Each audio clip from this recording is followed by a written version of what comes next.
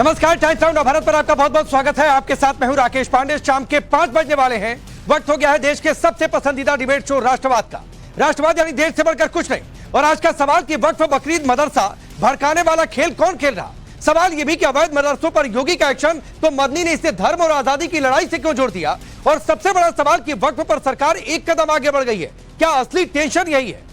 पहले महमूद मदनी और अब अरशद मदनी ने अवैध मदरसों पर एक्शन के बीच भड़काऊ बयान दिया है। अरशद मदनी ने इसे सीधे सीधे धर्म और आजादी की लड़ाई से जोड़ दिया। सवाल है कि अवैध मदरसों से ही इतना प्रेम क्यों है। यूपी में सरकार मदरसों को आधुनिक बनाने के साथ उनमें इंग्लिश, मैथ, साइंस जैसे सब्जेक्ट भी पढ़ाने जा रही है, तो ये मौलाना जी को अच्छा क्यों नहीं लगा। आज एक और बड़ी खबर वक्फ पोर्टल को लेकर आई। उम्मीद नाम से पोर्टल 6 तारीख को लॉन्च होने वाला है। करेंगे सब पर चर्चा, लेकिन पहले इस रिपोर्ट को देखिए।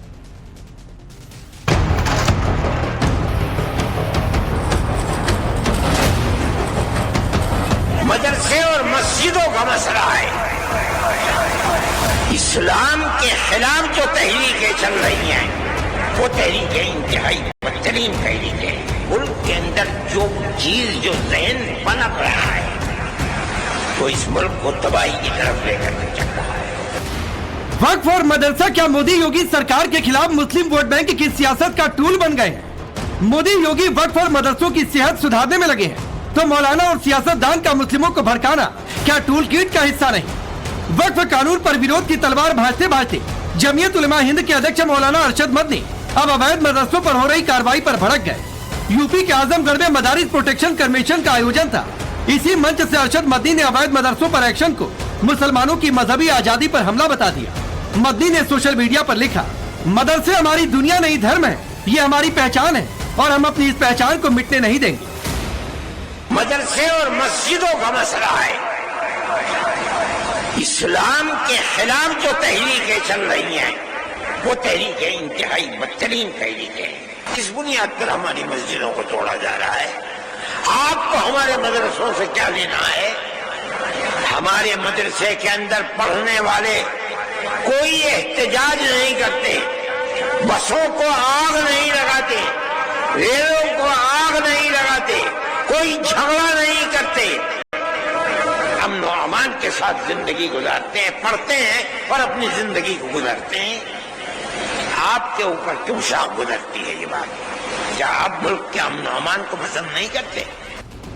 सवाल है कि अवैध मदरसों पर कार्रवाई को धर्म से जोड़कर मदनी क्या खुलकर मुस्लिमों को भड़काने का काम नहीं कर रहे। मदनी कह रहे हैं कि हुकूमत की बुनियाद नफरत की सियासत पर है, लेकिन सवाल ये कि अवैध मदरसों पर एक्शन से नफरत कैसे फैल सकती है।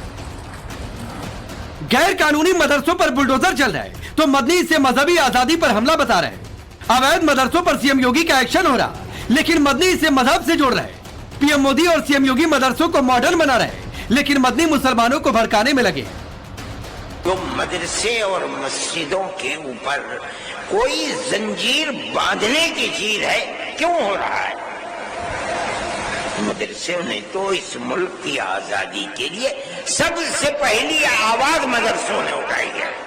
उत्तराखंड के अंदर यही सूरत हाल चल पड़ी। फिर चलिए, उत्तराखंड के अंदर चल रही थी, मरकजी गवर्नमेंट ने उसके सिलसिले में तमाम अभियान को मिला करके एक नया दीन बनाने की बात को शुरू कर दिया। हम उसके मुखालिफ थे।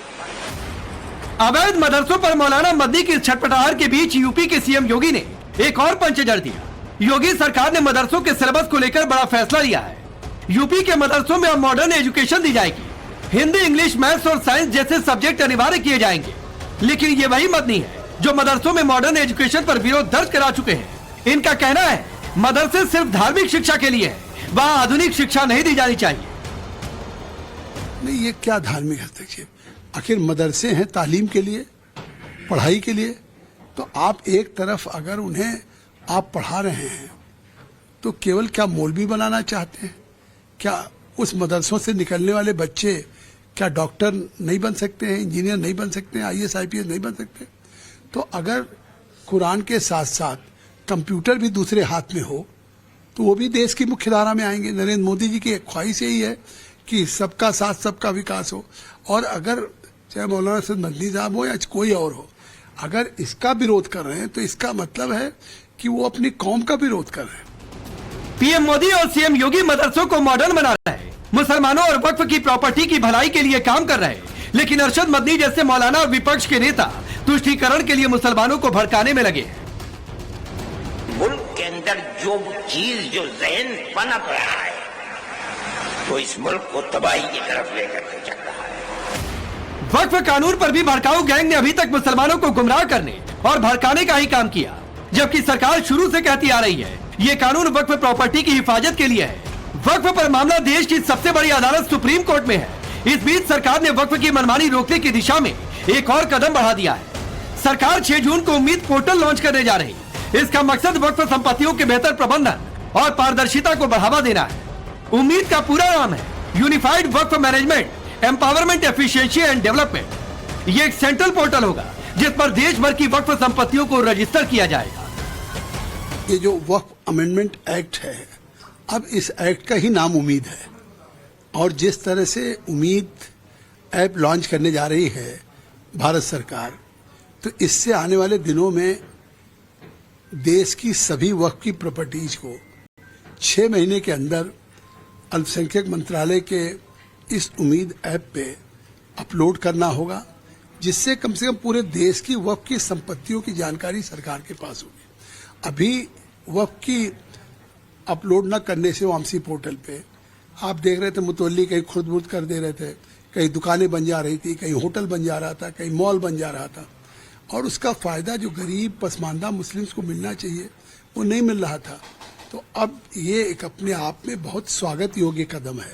सरकार वक्फ संपत्तियों के रजिस्ट्रेशन के लिए पोर्टल लॉन्च कर रही, तो बीजेपी के प्रवक्ता शहजाद पूनावाला ने वक्फ कानून पर सवाल उठाने वालों से पूछा कि इस कानून से भूमाफियाओं को घबराना चाहिए, मौलाना और विपक्ष के नेताओं को दर्द क्यों हो रहा। सुप्रीम कोर्ट ने इस कानून के ऊपर कोई स्टे नहीं लगाया है और निश्चित रूप से जो कानून के प्रावधान हैं वो लागू किए जाएंगे। पर दुख की बात यह है कि वक्फ के नाम पर भड़काओ भाईजान कमेटी फिर से काम पर।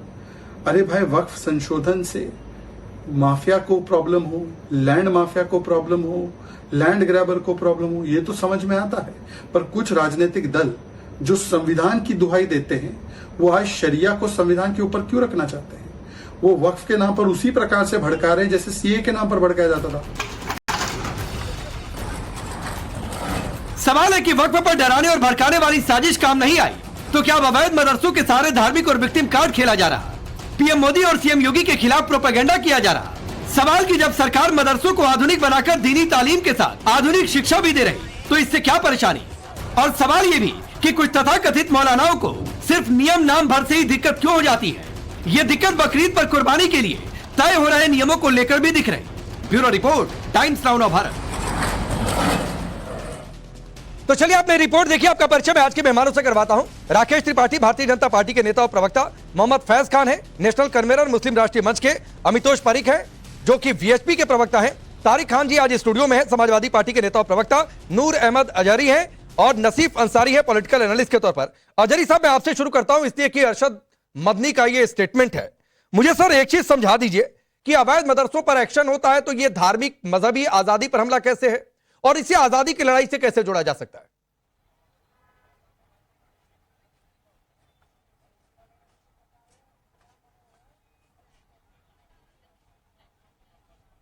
अजहरी जी, आवाज आ रही है? जी, क्या बोल रहे हैं? सवाल आपसे था कि अवैध मदरसों पर एक्शन, इससे मजहबी आजादी को खतरा कैसे, और सवाल यह भी कि इसको आजादी की लड़ाई से कैसे जोड़ सकते हैं? मदरसों को अवैध कहना भी हमारे मजहब के साथ खेलना है और हमारे मजहब की तौहीन है। मदरसा अवैध हो ही नहीं सकता। मदरसे में दीन और अपने मजहब की तालीम दी जाती है, जहां से लोग आलिम मौलाना बनते हैं। और आपके यहाँ बहुत सारे जो गुरुकुल है, बहुत सारे आपके यहाँ धर्मशालाएं हैं जहाँ पर मजहब की पढ़ाई जाती है। कोई मुसलमान कभी नहीं बोलता, लेकिन आप लोग हमेशा मुसलमानों को और मदरसों को टारगेट करते रहते हैं।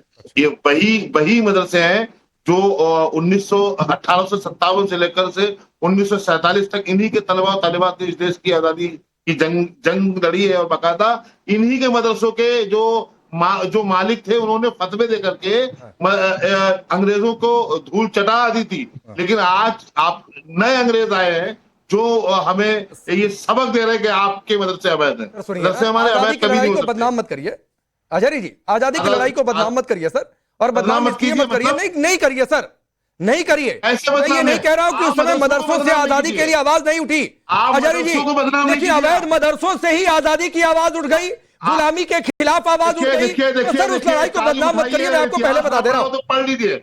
और अगर आप ये कह रहे हैं कि अवैध नाम की कोई चीज ही नहीं है, तो भाई मतलब आप ये कह रहे हैं कि हम कानून, संविधान, सरकार, कोर्ट किसी की मानेंगे नहीं। क्या कानून, संविधान, कोर्ट? संविधान की इजाजत से ही मदरसे चलते हैं। संविधान कहता है कि रजिस्टर मत कराइए। करने का।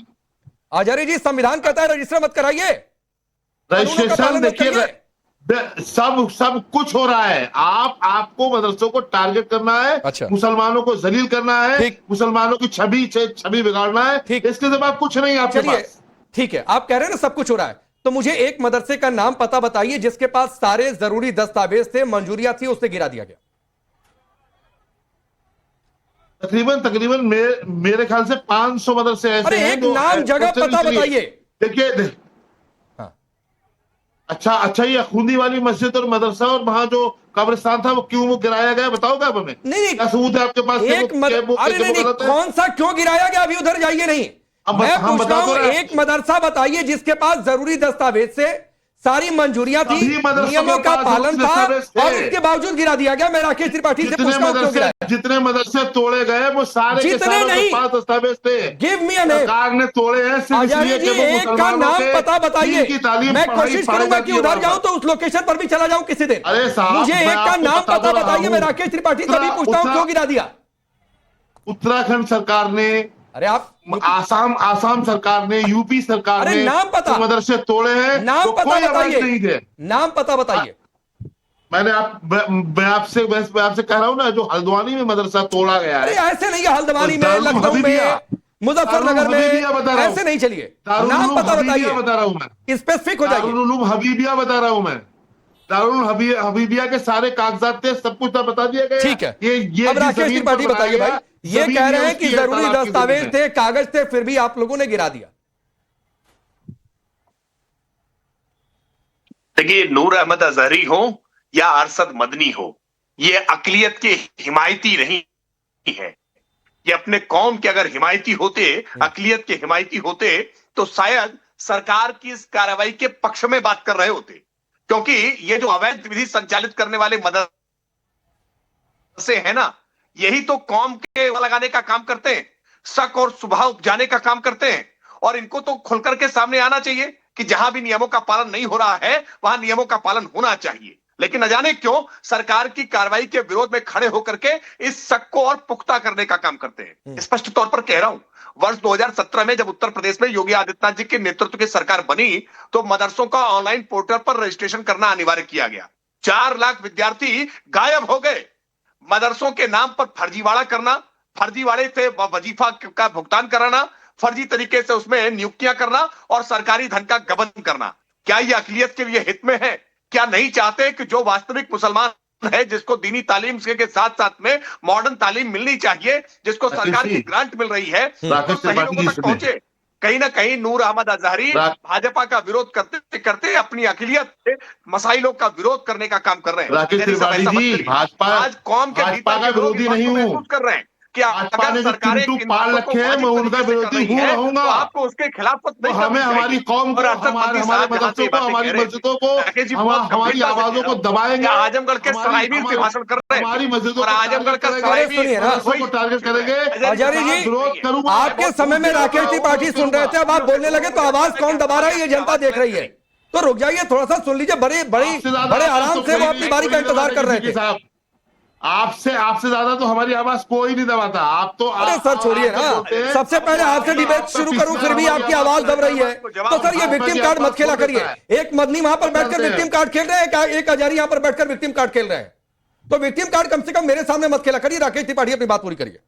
ये विक्टिम कार्ड लोग हैं, ये विक्टिम कार्ड और विक्टिम कार्ड इसे नहीं कहते। देश देख रहा है विक्टिम कार्ड इसे नहीं कहते साहब। शुरुआत में सबसे विक्टिम कार्ड पहले जो सवाल लोग- और जो सबसे लोग पहले खेलते जवाब हैं, इनमें जो मेरे खेलने वाले गाँव हैं, सर उन्हें अजहरी रुकिए साहब को आचार्य दिया जी। था। ठीक वैसे ही जैसे डॉक्टर मनमोहन सिंह कहते थे कि देश के संसाधनों पर पहला हक मुसलमानों का है। भाई आज डिबेट में भी आपने उत्तर देने का, बोलने का सबसे पहला हक तो अजहरी साहब को दिया है। उसके बावजूद ये विक्टिम लाते हो बात, ये ठीक नहीं है। देखिए सच बात यह है, अरशद मदनी ये बात जहां से आजमगढ़ से के सरायमीर से बैठकर कह रहे थे ना कि आजमगढ़ का सरायमीर वही है, उसी सरायमीर को लेकर के तमाम सवाल खड़े होते रहे हैं जहां से तमाम नौजवान, मुस्लिम नौजवान आतंक के साए में कहीं न कहीं रहे, आतंक से उनका जुड़ाव रहा है। ये अरशद मदनी साहब को बैठकर के तो ठीक है, रुक जाइए, अब रुकिए आजारी जी, आह्वान करना चाहिए था कि मदरसों पर ये दाग क्यों लग रहे हैं, इन मदरसों के दाग को धुलने के लिए तो प्रयास खुद मदनी साहब ठीक है, दो प्रयास हो रहे हैं तारिक खान जी। हाँ ठीक है, राकेश जी आपके पास भी आ रहा हूं। अरे रुकिए आजारी जी, लगातार बोलेंगे फिर मैं कुछ कहूंगा तो कहेंगे कि आवाज दबा रहे हैं, तो नहीं अच्छा लगता है। बाकी के मेहमानों को भी मौका दीजिए सर, किसी एक आदमी के लिए डिबेट थोड़ी नहीं होती है। बाकी 4 लोग वेट कर रहे हैं, अभी 2 लोग ही बोले हैं, क्या चाहते हैं? रुक जाइए, हाँ तो रुक जाइए। तारिक खान वैसे ही बहुत कम स्टूडियो में आते हैं, बड़े धैर्य से इंतजार कर रहे हैं, रुक जाइए। तारिक खान जी, 2 प्रयास चल रहे हैं। एक प्रयास तो चल रहा है कि अवैध मदरसों को बंद कर दीजिए, मॉडर्न एजुकेशन दे दीजिए, इंग्लिश मैथ्स को लेकर भी फैसला आया है कि अब यूपी के मदरसों में पढ़ाया जाएगा। दूसरा एक और प्रयास चल रहा है, और प्रयास ये चल रहा है कि वक्फ की सारी प्रॉपर्टी सेंट्रलाइज्ड हो, एक जगह पोर्टल पर हो। लेकिन ये अच्छा क्यों नहीं लगता? आपने कहा कि एक मदरसा बताओ, मदरसे का नाम मदरसा अनवारुल उलूम, जिला श्रावस्ती। जिला प्रशासन गया, बंद कर दिया 27 अप्रैल को। हाईकोर्ट ने आदेश दिया, ताला खुलवाया गया, सारे न्यूज चैनलों ने दिखाया, आप सर्च कर लीजिए आपको मिल जाएगा। आप पूछ रहे थे ना, एक बताइए क्या मंशा थी सरकार की, जिले के लोगों की? 27, 28, 300, 400 मदरसे बंद कर दिए, इधर मस्जिदें गिरा दी। क्या मकसद क्या है? हाईकोर्ट ने क्यों कहा कि आपका उस मदरसे को बंद करना अवैध था, सही नहीं था?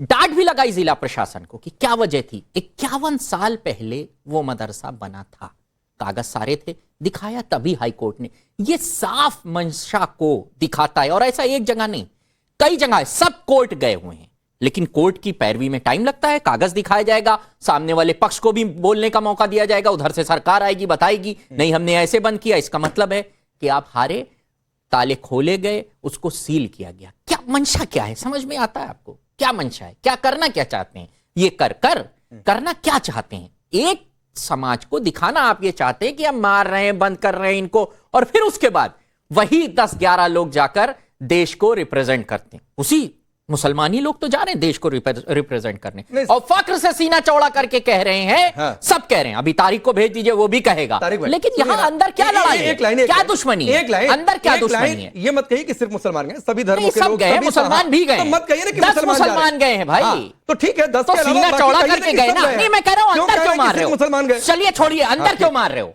अंदर क्यों, क्या वजह, क्या दुश्मनी, क्या मारा जाए, क्यों मदरसे कोर्ट ने फटकार लगाई सरकार को, क्यों? मैं उस पर राकेश त्रिपाठी से रिप्लाई लेता हूं। रुकना है, नहीं, राकेश त्रिपाठी रिप्लाई करेंगे उस पर कि क्यों किया भाई ऐसा। हम आप बात करते हैं, बीजेपी के पास कोई जवाब नहीं है, इन्होंने तो मदरसा बंद किया था। तो पूछता हूं ना, चाहते क्या है? तो तारिक खान हम आप क्यों बात करें? मैं कह रहा हूं यही जवाब देंगे ना आप। आपने एक फैक्ट कोट किया है, अब वो कितना दुरुस्त है, क्या है, क्यों बंद किया? सरकार के प्रवक्ता यहाँ पर राकेश त्रिपाठी को बताएंगे, जाने मत दीजिएगा, उनसे पूछा ही नहीं। चैलेंज दे रहा हूं, दरवाजा बंद कर लीजिए, मुझे जाने मत दीजिएगा। क्या बात करते हैं, सच करिए। अरे क्यों दरवाजा बंद कर रहे भाई? कैदी थोड़ा नहीं करना है। श्रावस्ती में अनवारुल उलूम 27 तारीख को मदरसा बंद बताइए, राकेश त्रिपाठी क्यों बंद किया भाई? आदेश दिया, हाँ रुकिए, हाँ चलिए राकेश त्रिपाठी रिप्लाई करिए, क्यों बंद किया? बता देता हूँ, अब बता देता हूँ। तारिक खान साहब थोड़ा धैर्यपूर्वक सुनकर सुने, धैर्यपूर्वक सुने। उन्होंने श्रावस्ती का उदाहरण दिया। श्रावस्ती में लगभग 2 दर्जन से ज्यादा मदरसे बंद किए गए हैं। एक मदरसे का उदाहरण लेकर के आए हैं। केवल श्रावस्ती नहीं, श्रावस्ती है, सिद्धार्थनगर है, लखीमपुर खीरी है, बहराइच है, और ये नेपाल बॉर्डर के वो सारे जिले जहां नेपाल की इंडो नेपाल सीमा लगती है। इस इंडो नेपाल सीमा पर बड़ी संख्या में फॉरेन फंडिंग के द्वारा, जिसमें चाइना की भूमिका है, जिसमें पाकिस्तान की भूमिका है, सबूत गलत है, बिल्कुल गलत एक्टिविटीज अगर चल रही है, सबूत दिखाइए, सबूत दिखाइए, आपके पास तो बाकायदा वकीलों की फौज है ना। ये तारिक साहब अपने वकीलों की सारी फौज उतार दीजिए, हम तो इनवाइट कर रहे हैं, आप सारे अपने लीगल सेल के अपने वकीलों की फौज उतार दीजिए, और एक एक करके सारे मदरसे जहां भी गिराए गए हैं आप उनको वाजिब ठहरा दीजिए। लेकिन ये करेंगे नहीं आप। मतलब आप सच मदरसे, बात ये मस्जिद है, तोड़ेंगे। एक कहिए ना कई तोड़ मदरसे रहे हैं की आड़ में आप सारे मदरसों की अवैध कानून गतिविधियों बना को दीजिए ना। वाजिब ठहराने का कुचक्र रख रहे हैं, लेकिन ये षड्यंत्र चलेगा नहीं। इस देश की धरती पर आप देश की धरती पर कोई आतंक की नर्सरी बनाएंगे, वो चलेगा नहीं। आईएसआई को प्रोटेक्शन करने के लिए स्लीपर सेल बनाने का काम करेंगे, ये चलेगा नहीं। सिमी के अगर स्लीपर सेल बनाने का काम करेंगे तो ये चलेगा नहीं। आतंक की नर्सरी मदरसों को बनने नहीं दिया जाएगा। हम मदरसों को साफ नहीं, सुथरा 20 सेकंड करेंगे। दूंगा। हम मदरसों को मॉडर्न एजुकेशन के साथ जोड़ने का अरे काम तारिक भाई, करेंगे। हाँ, और 20 इससे सेकंड। एक सवाल बड़ा वाजिब सवाल है। आपने कहा बॉर्डर के एरिया को, आपने बॉर्डर के एरिया पे जो मदरसे मस्जिद थे बंद किए, एक आदमी पकड़ा आपने, एक आदमी पकड़ा, नाम बताइए, नाम बताइए, कौन सा आतंकवाद वहां से कराया जा रहा था? और अगर बॉर्डर एरिया में मदरसे नहीं चलाने हैं, विधानसभा में कानून बनाइए, लोकसभा में कानून बनाइए, बंद करिए बॉर्डर एरिया के मदरसों को। तारिक खान या समाजवादी पार्टी रोक रही है क्या? लेकिन आपने जो बताकर 300-400 मदरसे बंद किए हैं कि वहां तक पाकिस्तान से और चाइना से फंडिंग होती थी, सबूत दिखाओ। भारतीय जनता पार्टी के पास अगर सबूत है तो क्यों हाईकोर्ट में वो सबूत नहीं दिया गया? क्यों नहीं दिया गया सपोर्ट? बॉर्डर एरिया पर सबूत आपको देना चाहिए हाईकोर्ट में। और सबूत देकर आपको ये साबित करना चाहिए कि वहां नेपाल और चाइना से फंडिंग हो रही है। अगर नेपाल चाइना से फंडिंग हो रही है तो बॉर्डर आपके कंट्रोल में। एक मिनट मैं आता हूं बीच में, मैं आता हूं बीच में। राकेश त्रिपाठी रुक जाइए, राकेश त्रिपाठी रुकिए। तारिक खान, आपकी जुबान एक शब्द नहीं खुली अरशद मदनी पर, आपकी जुबान एक शब्द नहीं खुली महमूद मदनी पर, आपकी जुबान एक शब्द नहीं खुली जो अजहरी ने कह दिया कि भाई मदरसों से ही, अवैध मदरसों से ही क्या आजादी की आवाज उठ गई थी। आपने पूछा ना, मैं एक फैक्ट आपको बता रहा हूं। अगस्त 2022 कानपुर, जैश का आतंकी सैफुल्लाह गिरफ्तार किया गया था। इटावा से मदरसे अरबिया कुरानिया में पढ़ाई कर रहा था। मार्च 2022 सहारनपुर, देवबंद से इनामुल हक गिरफ्तार किया गया था, लश्कर के संपर्क में था। 2019-2018 ऐसे 4-5 और उदाहरण हैं। तो सर मैं ये नहीं कह रहा हूं, अगर कहीं से गलत कोई कार्रवाई होती है तो मैं उसका विरोध कर रहा हूं। आप श्रावस्ती की बात कर रहे हैं, मैंने राकेश त्रिपाठी को जवाब पूछा, लेकिन जड़ें अवैध मदरसों तक पहुंची हैं और कई सारे मुसलमानों के नाम तो लिख करके ले आए हो आप। अरे मैं नाम सुनिए ना, अब इतनी आपको बौखलाहट हो गई है अजहरी जी। सवाल आपसे कर नहीं रहा हूं, आपसे सबसे पहले डिबेट की शुरुआत की, कुछ उदाहरण मैंने सामने रखे तो आपको इतनी बेचैनी हो गई। तो रुक जाइए सर, होल्ड करिए, अपनी बारी का फिर से वेट करिए, अपनी बारी का वेट करिए। अमितोष पारी, ज्योति मल्होत्रा के नाम। हाँ तो ज्योति मल्होत्रा को कौन डिफेंड कर रहा है? अरे हटाइए, सजा दीजिए। मैं बिल्कुल डिफेंड नहीं कर रहा हूं, ज्योति मल्होत्रा को सजा दीजिए, ज्योति मल्होत्रा के जो साथ हैं उनको सजा दीजिए। लेकिन इनके जिनके नाम लिए अजहरी जी, शर्म आनी चाहिए आपको कि इनको डिफेंड करने के लिए आप ज्योति मल्होत्रा के पीछे जाकर छिप गए। अमितोष पारिक, रुक जाइए भाई। अमितोष पारिक, सवाल सिर्फ इतना ये है कि भाई सरकार कुछ नियम बना रही है, ये रजिस्ट्रेशन है, ये वेरिफिकेशन, ये कराइए, मदरसा चलाते रहिए, कौन रोक रहा है? और रोकेगा तो वो गलत है। लेकिन साहब हम रजिस्ट्रेशन कराएंगे नहीं, क्योंकि हमारे अवैध नाम का कुछ होता ही नहीं है। अवैध क्या होता है? राकेश जी, क्या है, दो विषय यहाँ पर है। एक, जो भी चीज इनके अवैध होती है वो इनके मजहब का पार्ट बनाते हुए एक्सक्यूज आ जाती है और लगातार तरीके से न्यायालयों के द्वारा उसको डिनाई करा गया है।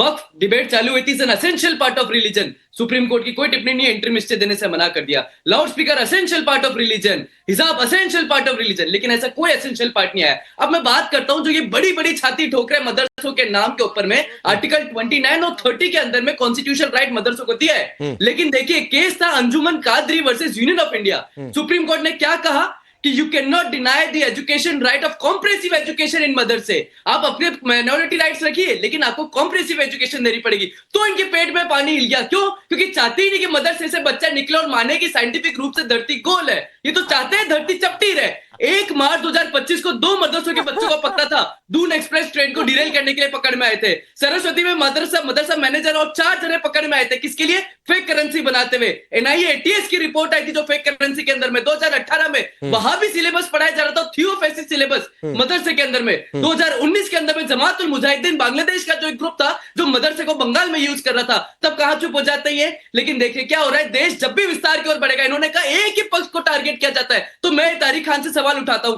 बजट के अंदर में 3097 करोड़ रुपीस माइनॉरिटी अफेयर्स को दिए, जिसमें से 60 करोड़ से भी ज्यादा रुपए अपलिफ्टमेंट के लिए दिए गए थे। 10 करोड़ अपलिफ्टमेंट के लिए दिए थे मदरसा एजुकेशन में। जब सरकार इन पे इतना अपलिफ्टमेंट कर रही है तो कॉम्प्रिहेंसिव एजुकेशन जब कोर्ट कह रहा है तो ये नहीं मानेंगे। वक्फ के अंदर में एसेंशियल राइट आ रहा है, कोर्ट कह रहा नहीं है तो नहीं मानेंगे। क्या करेंगे? 30 सेकंड रिप्लाई करिए, चूंकि आपका नाम ले लिया। आपने तारिक खान कहा जल्दी। लगातार केंद्र सरकार ने माइनॉरिटीज का बजट कम किया है। अच्छा, टेक्निकल एजुकेशन पे आते हैं। बड़ा अच्छा, बीच में नहीं, जरा सा भी इंटरप्ट नहीं किया। सुनिए, क्या कर लेंगे? नहीं तो क्या कर लेंगे? Please please please. क्या कर लेंगे? नहीं क्या कर अरे लेंगे? मजाक का विषय नहीं है तारिक खान। तारिक खान, आप कॉमेडी शो में नहीं बैठे, प्लीज ऐसे नहीं होता पूछ रहे हैं भाई। नहीं तो वो बीच में तो आप कहिए ना, मैं रोकिए देखने ना। के लिए हूं ना, तो हाँ, आप तो क्या क्या कर लेंगे? क्या कोई मतलब कोई है? धमकी और इस तरीके की बात नहीं की बीच में नहीं आएंगे, वो कहेगी क्या कर लेंगे, ऐसी बातें नहीं। अपनी बात रखिए, समय खोटा मत करिए प्लीज।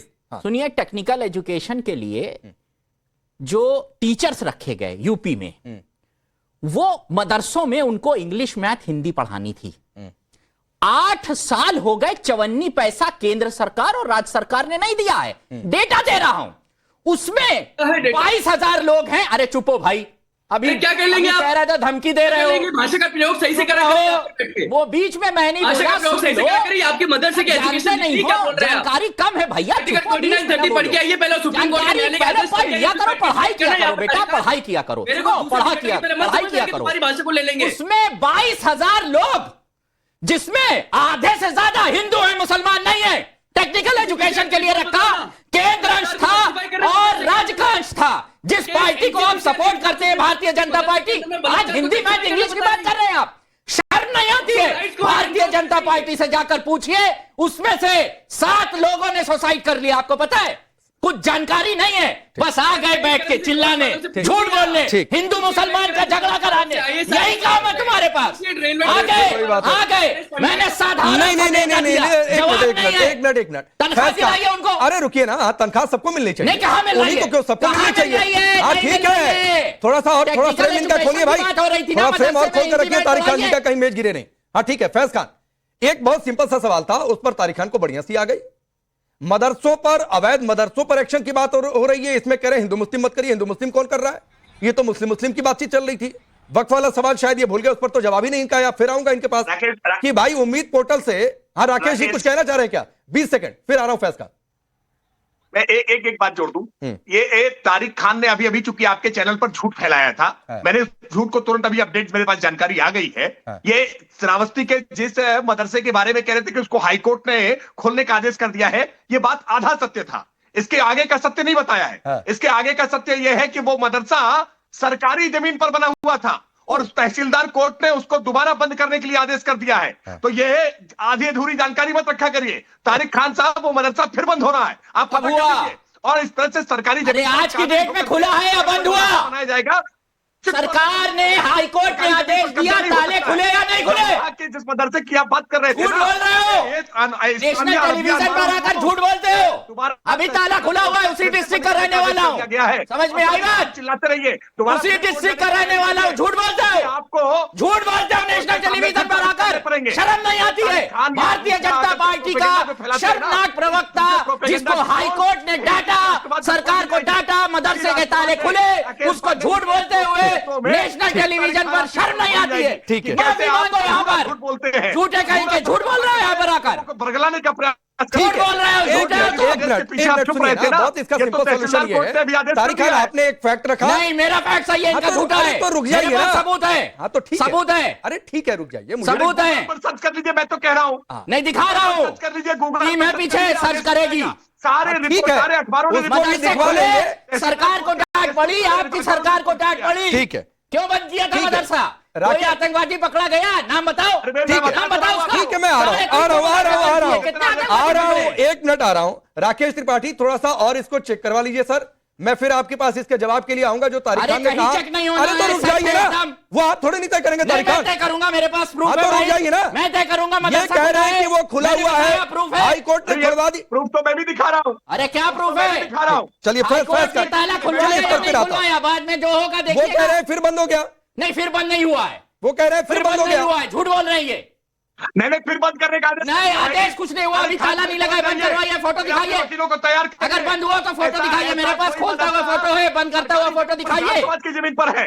देखिए, डंके की चोट पर बता रहा हूँ, डंके की चोट पर बता रहा हूँ जमुना अरे डंके की चोट पर मैं अच्छा, दिखा एक रहा मिनट, हूं। एक ये मिनट। देखिए क्या गाना मदद- बोलते हुए नहीं दिखाइए, क्या बात अरे करते हैं? झूठ बोल नाम रहे क्या है? हैं, झूठ बोल रहे हैं, वीडियो दिखा बंद कर अरे ये क्या ड्रामा है? नहीं ड्रामा कुछ नहीं है, दिखा रहा हूं मैं, देखिए ताला स्वयं खोल के- बनाइए इनको आइए अपनी जगह पर आइए, इतना थोड़ा नहीं है, मैदान जंग में थोड़ा नहीं है। झूठ ना बोले, अरे झूठ आपने ना अपनी बोले। बात रखी, राकेश त्रिपाठी ने अपनी बात रखी, फैज खान नहीं झूठ ना बोले। फैज खान आज तारिक भाई को हंसी बहुत आ रही है और एक वीडियो लेकर आ रहे हैं, उसको लेकर जरा उसका नाम भी बता दीजिएगा। तारिक भाई क्या इस मदरसे का नाम? अनवारुल उलूम श्रावस्ती। अनवारुल उलूम श्रावस्ती। जरा अभी चेक करिएगा राकेश त्रिपाठी, मैं भी कोशिश करता हूं तब तक फैज भाई बोल। अरे रुकिए फैज भाई बोलिए जो सवाल आपसे पूछा था। इस्लामिया अरबिया अनवारुल उलूम बन गई, हाँ। पूरा नाम सुन लीजिए उसका। बिस्मिल्लाहिर्रहमानिर्रहीम रब्बि इश्रह ली सदरी व यस्सिर ली अमरी वहलुल उक़दतन मिन लिसानी यफ़क़हू कौली। बिरादरान हिंद, अस्सलाम वालेकुम रहमतुल्लाहि व बरकातहू। जय हिंद। मौलाना हो, मल्होत्रा हो कि मदरसा हो, राष्ट्रीय सुरक्षा पर यदि आंच आएगी तो सब पर कार्रवाई होगी, सब दहाए भी जाएंगे और जेल में भी डाले जाएंगे। याद रखना, कोई मदरसा होने के नाम पर, मुसलमान होने के नाम पर या मल्होत्रा होने के नाम पर उसके साथ कोई रियायत नहीं बरती जाएगी। और जो मदरसे अवैध हैं उस पर कार्रवाई हो रही है, जो मदरसे गलत शिक्षा दे रहे हैं उस पर कहा जा रहा है कि भैया सही शिक्षा दो, विज्ञान की भी शिक्षा दो, इस्लाम की शिक्षा जरूर दो। लेकिन जो बॉर्डर पर जो मदरसे हैं वहां पर कई केस ऐसे आ चुके हैं कि वहां पर कई देश विरोधी गतिविधि संचालित की जा रही है, उस पर बंद किया जा रहा है। और जो सही मदरसे ये खुद कह रहे हैं कि हाई कोर्ट में केस गया तो हाई कोर्ट ने खुद छूट दे दी। कहने का मतलब यह है ED, EVM, supreme court, high court ये किसी के बंधुआ मजदूर नहीं है। ये आरोप लगाते हैं कि मोदी जी ने सबको हैक कर लिया, तो सत्य बिल्कुल सामने आ चुका है। और एक बात ध्यान रखिए, कोर्ट के फैसले को ये बड़ा मान रहे हैं। जब राम मंदिर पे 70 साल की लड़ाई के बाद कोर्ट ने फैसला दिया था, तो आज भी ये लोग कहते हैं कि मुसलमानों के साथ अत्याचार हुआ है और हमारी सरकार आएगी तो हम राम मंदिर को तोड़ देंगे। इतना कोर्ट का ये लोग सम्मान करते हैं, सब झूठ बोलते हैं। और ये ऐसे कूद कर उछल कर कह रहे हैं जैसे मुसलमानों के साथ बड़ा अत्याचार हो रहा है। शर्म से डूब मरना चाहिए। पूरी दुनिया में इस्लाम के फिरके सबसे ज्यादा सुरक्षित है तो भारतवर्ष में सबसे ज्यादा मुसलमान सजदा करते हैं, वो सुरक्षित है, सबसे ज्यादा मस्जिदें हैं तो भारतवर्ष में, दुनिया में सबसे ज्यादा मुसलमान है तो भारत में। ये कूद कर भारत का विरोध कर रहे हैं। फैज भाई आ रहा हूँ। नसीब सकते हैं, रुक जाइए नसीब अंसारी। अरे रुकिए तारिक भाई, आप गाड़ी में कूदिए, सर लड़ जाएगा। रुक जाइए, आप स्टूडियो में मत जाइए, कहीं गिर जाएंगे सर। रुक जाइए, ऐसी बातें नहीं बोलते हैं, क्यों पर्सनल हो रहे हैं? इससे थोड़ी नहीं हो जाएगा कि ज्यादा लाइक शेयर मिल जाएगा। पर्सनल है या नहीं है? तो रुक जाइए ना, कूदना आपने भी बहुत कुछ पर्सनल बोला, तो रुक जाइए, मत होइए ना पर्सनल। अगर आप टाइम खराब करना चाहते हो गलत बात है, सामूहिक नहीं होगा। हाँ ठीक है, ठीक है, चलिए। आपने कहा नसीब अंसारी, अरे रुकिए भाई, गाड़ी में लड़ जाएंगे ऊपर। नसीब अंसारी, थोड़ा देर से माफी के साथ आपके पास आ रहा हूं। सवाल यह है, जो एक सवाल अभी अनछुआ रह गया, और सवाल यह है कि ये उम्मीद पोर्टल से कोई दिक्कत तो नहीं है? 6 जून को एक पोर्टल आ रहा है, सारी वक्फ संपत्तियां एक जगह पर रजिस्टर्ड रहेंगी। देखिए, सबसे पहले तो मैं जवाब वीएचपी के प्रवक्ता को देना चाहूंगा। उन्होंने झूठ कहा है, दुनिया चपटी है, ये कुरान में नहीं लिखा, ना ये मदरसे में पढ़ाया जाए। कुरान का रेफरेंस ही नहीं दिया। दुनिया को अल्लाह ने शुतुरमुर्ग के अंडे जैसा बनाया है और वो अंडा स्फेरिकल शेप में है और दुनिया स्फेरिकल शेप में है। तो इस्लाम के नाम पर यही हम चाहते हैं कि मदरसे में पढ़ाया जाए। और दूसरा सबसे बड़ा बात बीजेपी के प्रवक्ता से है कि इस देश में अगर कुछ इलीगल है, अवैध है, तो वो मदरसा नहीं है। अगर कुछ इलीगल अवैध है तो वो चाइना का गांव है जो अरुणाचल प्रदेश में बसा हुआ है। वो चाइना जो 38,000 स्क्वायर किलोमीटर जमीन। अरे आपसे उम्मीद पोर्टल पर पूछा है, चीन के एक्सपर्ट नहीं है नसीब अंसारी। मैं नहीं बीच में आना चाह रहा कि आप बहुत देर से आपको बोलने का मौका मिला, लेकिन आपसे चीन पर नहीं पूछा सर, और ना तो चीन पर डिबेट चल रही है। कर रही है उससे चाइना पाकिस्तान खुश हो रहा है। मैं आपसे प्लीज पाकिस्तान को खुश मत कीजिए। नसीब भाई सुनिए, चाइना पाकिस्तान को, अरे नसीब सुनिए ना सर, चाइना पर डिबेट नहीं चल रही है ना इंडिया पाकिस्तान पर डिबेट चल रही है, तो उधर जाने की गलती मत करिए, मैं किसी को जाने नहीं दूंगा। आपको डिबेट का टाइम खराब करना है, ये आप सोच कर आए, वो एक अलग बात है। तो सर आपसे सवाल पूछा, वक्फ के रजिस्ट्रेशन के लिए एक पोर्टल आ रहा है 6 तारीख को, उम्मीद उसका नाम है, आपको इससे कोई दिक्कत है या आपको ठीक लग रहा है? देखिए, वक्फ बोर्ड ऑलरेडी भारत में है, सब जगह काम कर रहा है, ये सब करने की कोई जरूरत नहीं थी। सुप्रीम कोर्ट में मामला भी चल रहा है, सुप्रीम कोर्ट जो फैसला देगा हम लोग उसको मानेंगे। तो पोर्टल का तो सवाल ही नहीं उठता है। और जहां तक मदरसा में रोक लगाई क्या सुप्रीम कोर्ट ने? तो आप मदरसा में कोई रजिस्ट्रेशन मत करना, एजुकेशन नहीं दे सकते हैं। नहीं, यह कहा है सुप्रीम कोर्ट ने कि रजिस्ट्रेशन बंद रहेगा, नहीं कर सकती है। जो अरे बिल्किस नसीब बानो को अंसारी। इंसाफ नहीं दिला पाए, भाई वो सुनिए ना, मुसलमानों को क्या मैं इंसाफ कह रहा हूं कि अब खुद फैक्ट पर सोचिए। होकर बात किया करिए। 2 रोक है सिर्फ, और उस 2 रोक के अलावा इस कानून पर कोई स्टे नहीं है, कोई रोक नहीं है, जिसमें रजिस्ट्रेशन आराम से हो सकता है, कोई दिक्कत नहीं है। कुछ उसमें कोर्ट के जरूर सवाल थे कि जो बहुत पुरानी 14वीं 16वीं शताब्दी की जो मस्जिदें उनको कैसे रजिस्टर करेंगे, उसका सॉल्यूशन देगी सरकार। लेकिन कहीं से रजिस्ट्रेशन पर कोई रोक नहीं है, तो आप कैसे कह देंगे कि रोक है? मैं पूछ रहा हूं, उम्मीद पोर्टल से कोई दिक्कत है तो बताइए क्या दिक्कत है? देखिए, ये जो वक्फ बिल है पूरा संविधान के खिलाफ है ना, तो उसको फिर वही कैसे बात माना है। जाएगा? बात सिर्फ 2 कौड़ी जमीन की नहीं है, ना मस्जिद मदरसे की है, बात संविधान की है। आर्टिकल 14, 15, 25, 26, 29 का ये वायलेशन प्रभु, करता है ये बिल। ये बिल नसीफ धर्म अंसारी आजादी के खिलाफ है, सुनिए, धार्मिक आजादी के खिलाफ है। नसीफ अंसारी सुनिए, वक्फ कानून पर कोई रोक नहीं है। और यूजर के एक्चुअली जी आर्टिकल कहते क्या है ये? एक बार मेरी रिक्वेस्ट आपके पास, आर्टिकल क्या कहते हैं? लोगों को कभी नहीं, आप बताइए। राकेश जी, मेरी रिक्वेस्ट इनसे पूछिए आर्टिकल 15 क्या कहता है।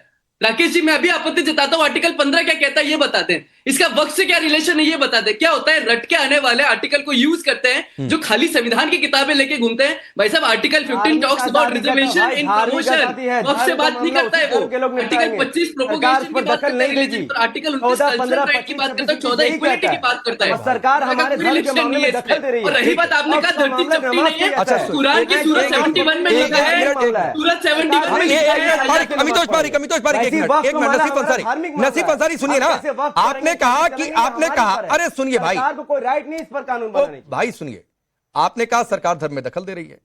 सरकार आपको वक्फ करने से रोके तो फिर अलग बात है। सरकार तो बस करिए जितनी वक्फ की प्रॉपर्टियां एक जगह रजिस्टर हो जाएंगी, देश के कानून के मुताबिक ये होना चाहिए। इससे धर्म में दखल कैसे हो गया? सरकार ये कह रही है कि अगर कोई मुसलमान वक्फ करेगा तो 5 साल तक उसे प्रैक्टिसिंग मुस्लिम अरे फिर मिला रहे हैं। मैंने आपसे उम्मीद पोर्टल को लेकर पूछा, सरकार आप नहीं अभी इसीलिए तो इस बिल का विरोध कर रहे हैं हम लोग। ये उल जलूब, ये पढ़े लिख के नहीं आते हैं लोग, हटाओ इनको। मैं वक्फ बाय यूजर का कैसे रजिस्ट्रेशन होगा पूछे, लेकिन जो आज मुसलमान बनेगा वक्फ बाय यूजर जो 1000 साल से कब्रिस्तान है, उसका वक्फ बाय यूजर का पोर्टल में कैसे रजिस्ट्रेशन? अरे भाई मेरे नसीब सुनिए, जिनके मैं वक्फ पर ओवरऑल डिबेट नहीं कर रहा हूं। सुनिए, मामला देश की सबसे बड़ी अदालत में है, अदालत तय करेगी। एक फैसला आया है 6 तारीख को एक पोर्टल, और कोर्ट ने भी कहा कि भाई रजिस्ट्रेशन होना चाहिए, इससे पारदर्शिता आएगी। एक सवाल जरूर कोर्ट का था कि 14वीं 16वीं शताब्दी के मस्जिदों को रजिस्टर कैसे करेंगे, सरकार उसका रास्ता दे। रजिस्ट्रेशन पर कोई रोक नहीं। मैं आपसे उम्मीद पोर्टल पर पूछ रहा हूं, आप वक्फ बाय यूजर, अरे कोर्ट देख रही है ना, कोर्ट का वर्जन आने दीजिए, कर लेंगे उस पर भी चर्चा। आपकी दलीलें टिकती है कि उनकी दलीलें टिकती है, लेकिन राकेश त्रिपाठी उम्मीद पर नहीं बोलेंगे, पोर्टल पर नहीं बोलेंगे। रजिस्टर करवाने में दिक्कत है क्योंकि पर्दे के पीछे का खेल वो खत्म ना हो जाए। नहीं, पोर्टल पर पूछ रहा हूं। यार, आप राकेश भैया इनको दिक्कत वास्तविकता में ट्रांसपेरेंसी से है।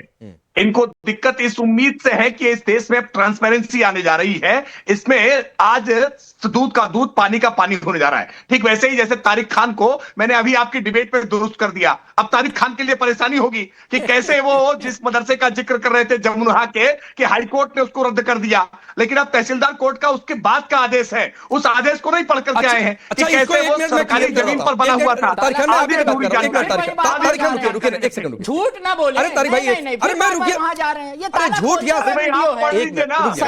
अरे भाई रुकिए ना, अरे तारिक खान, अब अगर कोई आदेश है हाँ, तो ताला बंद होगा तब वीडियो लेके आइए। अरे तो रुकिए ना, प्रमाण है या लिखित भाई, प्रमाण? या तो आप ही डिबेट कर लीजिए, मैं चला जाता हूँ बाहर, इतना शौक है तो आज आप स्टूडियो में तो रुक जाइए ना। अरे रुकिए, राकेश त्रिपाठी, ऑर्डर हाईकोर्ट ने दिया, तारिक खान प्लीज, पुलिस ने खोला, मैं तारिक खान वाला हूँ भाई। एक मिनट रुकिए। राकेश त्रिपाठी, मुझे एक बात बताइए, ये तहसीलदार वाला जो आदेश आप बता रहे हैं, ये कब का है? नहीं, ये तहसीलदार वाला आदेश 16 मई के बाद का है। 16 मई को आपत्ति इन्होंने दाखिल की थी, वो आपत्ति खारिज हो गई है। उसके बाद तहसीलदार कोर्ट ने आदेश किया है। ये तो बता रहे हैं कि अभी खुला हुआ है, नेट पर भी जो दिख रहा है कि 29 मई को शायद आदेश तक नहीं, हाँ। नहीं, आदेश उससे पहले ही खोल दिया गया था।